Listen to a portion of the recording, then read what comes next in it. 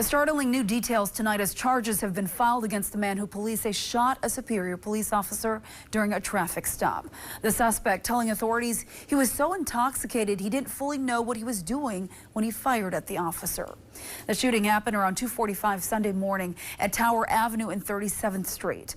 Police were conducting a traffic stop in response to a possible domestic.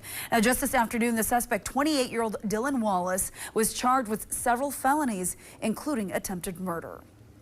We, of course, tonight have team coverage. Our Sophia Lauber is sharing the victim's story. Reporter Kyrie Johnson has details on the school's next steps. But first, we begin tonight with Northern News Now's Briggs LaSavage, where the shooting suspect just made his first court appearance. Briggs.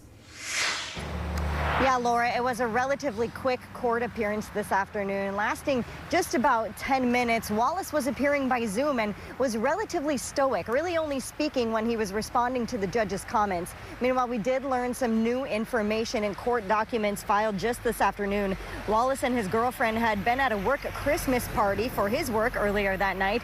Court documents allege Wallace was intoxicated and at some point while driving home got into a physical argument with his girlfriend. Shortly after, two officers pulled Wallace over in connection to that domestic call. That's when police say Wallace got out of his vehicle and fired multiple rounds, hitting one of the officers, a woman who police have not publicly identified.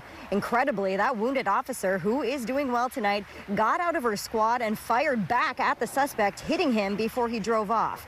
The suspect ended up crashing his vehicle into the Superior Middle School, causing significant damage there. Then he spent the next 4 hours inside of that school before he surrendered and was taken into custody. In an interview with authorities after the incident, Wallace told them that he was upset over how things had played out with his girlfriend and he, quote, lost it, adding that he didn't remember much from the shooting and that he wasn't trying to shoot a cop. He just wanted to die. Wallace said at some point he came to while inside the school and decided to surrender. Back to that court appearance this afternoon, Laura, a judge set Wallace's bail at $2 million, aligning with the state's recommendation. The judge also said that if Wallace were to be released, he should have no contact with the people involved, no contact with Superior School property, and no alcohol use, among other things. Wallace will be back in court later this month. Live in Superior, Briggs LaSavage, Northern News Now. Briggs, thank you. Now, we did look into Wallace's criminal history. He has convictions for domestic assault in Minnesota. Court records show his probation in that 2022 case just ended earlier this year. Wallace also has some traffic violations in Wisconsin.